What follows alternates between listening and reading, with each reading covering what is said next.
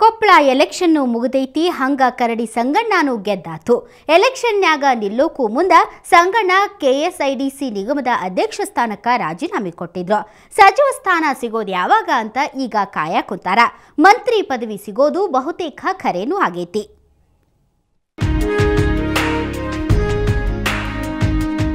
ಕೊಪ್ಪಳದಾಗ ಕರಡಿ ಕುಣಿತಕ್ಕ ಕಾಂಗ್ರೆಸ್ ಜೆಡಿಎಸ್ನವರು ಚಿಂತಾಗ್ಯಾರ.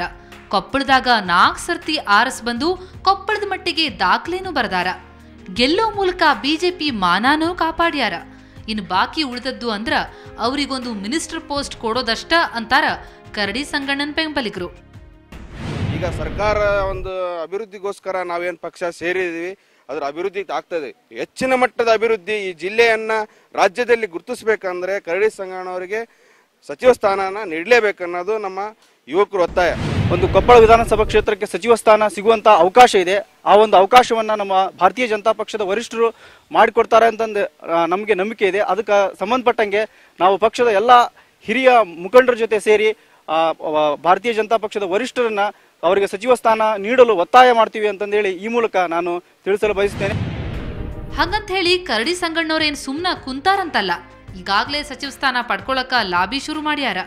ಸಚಿವ ಸಿಸಿ ಪಾಟೀಲ್ರನ್ನ ಜೊತೆ ಕರ್ಕೊಂಡು ಮಾಜಿ ಸಿಎಂ BS ಯಡಿಯೂರಪ್ಪನವರ ಜೊತೆ ಮಾತಾಡ್ಯಾರ.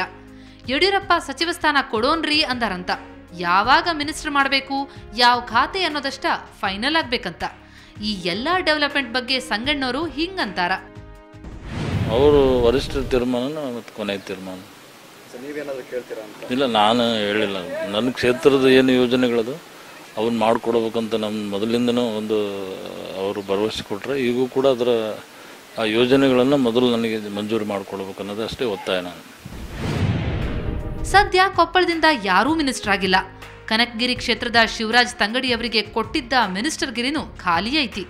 ಇದ ಖಾತೆನ ಸಂಗಣ್ಣವರಿಗೆ ಕೊಡ್ತಾರಾ ಅನ್ನೋ ಮಾತು ಕೇಳಿ ಬಂದೈತಿ. ಒಟ್ನಾಗ ಕೊಪ್ಪಳಕ್ಕೊಂದು ಸಚಿವ ಸ್ಥಾನ ಸಿಗೋದು ಬಹುತೇಕ ಖರೆ ಐತಿ. ಆದ್ರ ಯಾವಾಗ ಅನ್ನೋದಷ್ಟ ಗೊತ್ತಾಗ್ಬೇಕಾಗೈತಿ ನೋಡ್ರಿ. ದೊಡ್ಡೇಶ್ ಶಲಿಗಾರ್, ಸುವರ್ಣ ನ್ಯೂಸ್ 24/7 ಕೊಪ್ಪಳ. ಜ್ಞಾನಪೀಠ ಪ್ರಶಸ್ತಿಗೆ ಆಯ್ಕೆಯಾದ್ಮ್ಯಾಗ ಇದ ಮೊದಲನೇ ಸಲ ಡಾಕ್ಟರ್ ಚಂದ್ರಶೇಖರ್ ಕಂಬಾರರು ತಮ್ಮ ಸ್ವಂತ ಜಿಲ್ಲೆ ಬೆಳಗಾವಿಗೆ ಭೇಟಿ ಕೊಟ್ಟಿದ್ರು ನೋಡ್ರಿ. ಬೆಳಗಾವಿ ಮಂದಿ ಕಂಬಾರರಿಗೆ ಆತ್ಮೀಯವಾಗಿ ಸ್ವಾಗತ ಕೊಟ್ಟರು. ಮಾಲಿ ಹಾಕಿ ಶಾಲು ಹೊದಿಸಿ ಗೌರವ ಸಲ್ಲಿಸಿದ್ರು. ಈ ಅಭಿಮಾನಕ್ಕೆ ಕಂಬಾರರು ಮನಸ್ಸು ತುಂಬಿ ಕೃತಜ್ಞತಾನು ಸಲ್ಲಿಸಿದ್ರು. ಅದೆಲ್ಲ ಆದ್ಮ್ಯಾಗ ಪತ್ರಕರ್ತರ ಜೋಡಿ ಮಾತಾಡಿದ್ರು. ಮಹಾರಾಷ್ಟ್ರದಾಗ 1ರಿಂದ 10ನೇ ಮಟ್ಟ ಮರಾಠಿ ಒಳಗ ಕಲಿಸ್ತಾರ. ಹಿಂಗಿರೋ ಮುಂದೆ ಕರ್ನಾಟಕದಾಗ ಯಾಕೆ ಆಗವಲ್ತು ಅಂತ ಪ್ರಶ್ನೆ ಮಾಡಿದ್ರು. ರಾಜ್ಯ ಸರ್ಕಾರ ಭಾಷೆಗೆ ಬದ್ಧ ಆಗಿರಬೇಕು ಅಂದ್ರು. MES ವರ್ತನೆ ಬಗ್ಗೆ ಮಾತಾಡಿದ ಕಂಬಾರರು ಸಾಂಸ್ಕೃತಿಕ ವಿಚಾರದಾಗೂ ರಾಜಕೀಯ ಸೇರಿಸಬಾರ್ದು ಅಂತ ಹೇಳಿದ್ರು. ಇಂಗ್ಲಿಷ್ ಮಾಧ್ಯಮದ ಸ್ಕೂಲ್ಗಳನ್ನು ಓಪನ್ ಮಾಡ್ತಾ ಇದ್ದೀವಿ. ಇಂಗ್ಲಿಷ್ ಮಾಧ್ಯಮದ ಸ್ಕೂಲಿಗೆ ಅಂದ್ರೆ ನೌಕರಿ ಸಿಗ್ತದೆ ಇಲ್ಲ ಅಂತಕ್ಕಂಥದ್ದೊಂದು ಒಂದು ಸುಳ್ಳನ್ನು ಸೃಷ್ಟಿ ಮಾಡಿ ಅವರನ್ನ ಇಂಗ್ಲಿಷ್ನಲ್ಲಿ ಓದಿಸ್ತಾ ಇದ್ದೀವಿ. ಇಂಗ್ಲಿಷಲ್ಲಿ ಓದಿಸ್ತಾ ಇರಬೇಕಾದ್ರೆ ನೀವೇನು ಮಾಡ್ತಾ ಇದ್ದೀರಿ, ಫಂಡಮೆಂಟಲ್ಸ್ ಕೂಡ ನೀವು ಇಂಗ್ಲಿಷಲ್ಲಿ ಕಲಿಸ್ತಾ ಇದ್ದೀರಿ. ನಮ್ಮ ಮಕ್ಕಳಿಗೆ ಒಂದು ಕನ್ನಡ ಮರಗಳ ಹೆಸರು ಗೊತ್ತಿಲ್ಲ, ಕನ್ನಡ ಪ್ರಾಣಿಗಳ ಹೆಸರು ಗೊತ್ತಿಲ್ಲ, ಕನ್ನಡ ಹಣ್ಣುಗಳ ಹೆಸರು ಗೊತ್ತಿಲ್ಲ, ಕನ್ನಡ ಮರಗಳ ಹೆಸರು, ಪ್ರಾಣಿಗಳ ಹೆಸರು ಕೂಡ ಗೊತ್ತಿಲ್ಲ. ಆಮೇಲೆ ಎಲ್ಲಕ್ಕಿಂತ ಮುಖ್ಯವಾಗಿ ಸಂಬಂಧಗಳ ಹೆಸರು ಗೊತ್ತಿಲ್ಲ. ಶಿಕ್ಷಕ ಅವರಿಗೆ ಆಂಟಿ ಅಂಕಲ್ ಅಂತಾವೆ ನಮ್ಮ ಮಕ್ಕಳು, ಹಾದಿಗೆ ಹೋಗುವವರಿಗೆಲ್ಲ ಆಂಟಿ ಅಂಕಲ್ ಅಂತಾವೆ. ಅಂದರೆ ದೇವರ ಜೊತೆಗಿನ ಪವಿತ್ರವಾದಂಥ ಸಂಬಂಧವನ್ನು ಕೂಡ ನವವಿಧ ಭಕ್ತಿ ಅಂತೇಳಿ ತಂದು ಸಂಬಂಧಗಳಲ್ಲಿ ಗುರುತಿಸಿಕೊಂಡವರು ನಾವು. ಬ್ರಿಟಿಷರ ವಿರುದ್ಧ ಹೋರಾಡಿ ದೇಶಕ್ಕೆ ಹೆಸರು ತಂದ ಮೈಸೂರು ಹುಲಿ ಟಿಪ್ಪು ಸುಲ್ತಾನ್ರ ಜನ್ಮ ದಿನಾಚರಣೆ ದಿವಸ ಸರ್ಕಾರಿ ರಜಾ ಘೋಷಿಸಬೇಕು ಅಂತ ಟಿಪ್ಪು ಸುಲ್ತಾನ್ ಯುವಕ ಮಂಡಳಿ ಒತ್ತಾಯ ಮಾಡೈತೆ. ಅಷ್ಟೇ ಅಲ್ಲದೆ ಸರ್ಕಾರಿ ಗೌರವ ಸಲ್ಲಿಸಬೇಕಂತ ಆಗ್ರಹಿಸಿ ಬಾಗಲಕೋಟೆ ಒಳಗ ಟಿಪ್ಪು ಸುಲ್ತಾನ್ ಯುವಕ ಮಂಡಳಿ ಬೈಕ್ ರ್ಯಾಲಿ ನಡೆಸಿತು. ಬೈಕ್ ರ್ಯಾಲಿ ಒಳಗ 100 ಮಂದಿ ಮುಸಲ್ಮಾನ್ ಬಾಂಧವರು ಮತ್ತು ಟಿಪ್ಪು ಸುಲ್ತಾನ್ ಯುವಕ ಮಂಡಳಿ ಕಾರ್ಯಕರ್ತರು ಭಾಗವಹಿಸಿದ್ರು.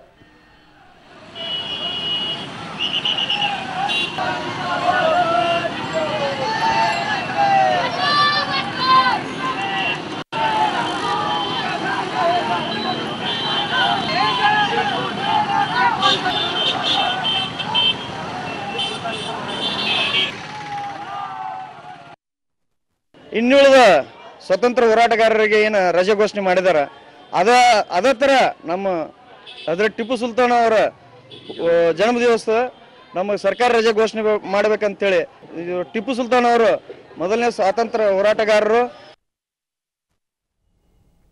ನಮ್ಮ ಹೊಲ ಕಸ್ಕೊಂಡಿರಿ, ನಮ್ಗೆ ಪರಿಹಾರ ಯಾವಾಗ ಕೊಡ್ತೀರಂತ ಕೇಳಾಕುಂತಾರ ಹಾವೇರಿ ಜಿಲ್ಲಾ ಹಿರೇಕೆರೂರು ಮತ್ತು ರಾಣೆಬೆನ್ನೂರು ರೈತರು.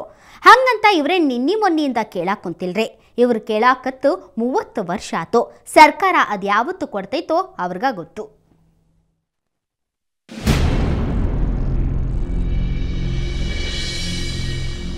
ತುಂಗಾ ಮೇಲ್ದಂಡೆ ಯೋಜನೆ ಇವತ್ ನಿನ್ನೆದಲ್ರಿ. 30 ವರ್ಷದಿಂದ ಕಾಮಗಾರಿ ನಡ್ಯಾಕ್ ಹತ್ತೈತಿ. ಇದಕ್ಕಂತ ಹಾವೇರಿ ಜಿಲ್ಲಾ ಹಿರೇಕೆರೂರು ಭಾಗದಾಗ ಜಮೀನ್ ಕಳ್ಕೊಂಡ್ ರೈತರಿಗೆ ಪರಿಹಾರ ಕೊಟ್ರಿ ಅಂತ ರೈತ ಮುಖಂಡ ಚಂದ್ರು ಬನ್ನಿಕೋಡ್ ಆತ್ಮಾಹುತಿ ಮಾಡ್ಕೊಂಡ್ರು. ತಮ್ಮೂರಿಗೆ ಬಂದ ಎಲ್ಲ ಮಿನಿಸ್ಟರು, ಚೀಫ್ ಮಿನಿಸ್ಟರು ಸೇರಿದಂಗ ಎಲ್ರಿಗೂ ಮನವಿ ಕೊಟ್ಟಾರ. ಆದ್ರ ರೊಕ್ಕ ಇನ್ನೂ ಸಿಕ್ಕಿಲ್ಲ. ಎಷ್ಟು ನಾವು ಪ್ರತಿಭಟನೆ ಮಾಡಿದ್ರು ಅವರು ಬಗ್ತಾ ಇಲ್ಲ. ಆಮೇಲೆ ರೈತರಿಗೆ ಇನ್ನು ಫೋರನ್ ನೋಟಿಸ್ ಅಷ್ಟು ಕೊಟ್ಟಾರ, 6 ನೋಟಿಸ್ ಆಗಿಲ್ಲ. ಎಲ್ಲ ಕಲೆವು ಮಾಡ್ಯಾರ, ಅರ್ಧಂಬರ್ಧ ಕಲೆವು ಮಾಡ್ಯಾರ. ರೈತರಿಗೆ ಹೊಲಗಳಿಗೆ ಹೋಗಕ್ಕೆ ಸಿಡಿ ನಿರ್ಮಾಣ ಮಾಡಿಲ್ಲ. ಯಾವುದೋ ಒಂದು ಮಾಡ್ಬೇಕಾದ್ರೆ ಭಾಳ ಹೋರಾಟ ಮಾಡಿ ಒಂದು ಸಿಡಿ ಮಾಡಿಸಿದ್ದೀವಿ. ಈ ಥರ ಮಾಡಿ ಎಲ್ಲ ಇದನ್ನು ಮಾಡಿ ಹೋಗ್ಯಾರ ರೈತರಿಗೆ. ಇದಲ್ದ ರಾಣೆಬೆನ್ನೂರು ತಾಲೂಕು ಯಲ್ಲಾಪುರ, ದೇವರಗುಡ್ಡ ಸುತ್ತಲಿನ 230 ಎಕರೆ ಭೂಮಿನ ಸರ್ಕಾರ ಜಪ್ತಿ ಮಾಡ್ಕೊಂಡೈತಿ. ರೈತರಿಗೆ ಹೇಳ್ದ ಕೇಳ್ದ ಭೂಮಿ ವಶಪಡಿಸ್ಕೊಂಡೈತಿ. ಇಲ್ಲೇ ಎಕರೆಗೆ 6 ರಿಂದ 7 ಲಕ್ಷ ರೂಪಾಯಿ ರೇಟ್ ಇದ್ರೂ ಸರ್ಕಾರದವರು ಬರೇ 30,000 ರೂಪಾಯಿ ಕೊಡ್ತಾರಂತ. ಜಮೀನಾಗಿದ್ದ ಗಿಡ, ಮರ, ಬಾವಿ ಮತ್ತ ಬೆಳೆಗೂ ಪರಿಹಾರ ಕೊಟ್ಟಿಲ್ಲ.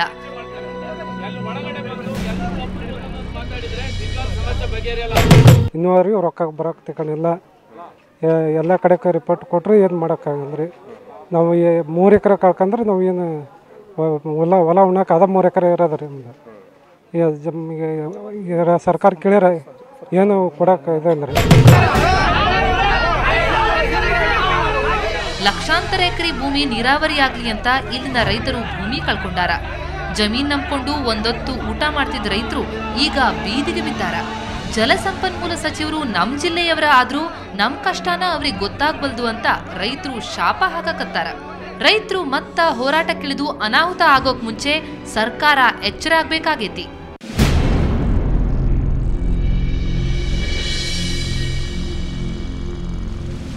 ಸುರೇಶ್, ಸುವರ್ಣ ನ್ಯೂಸ್ 24/7 ಹಾವೇರಿ.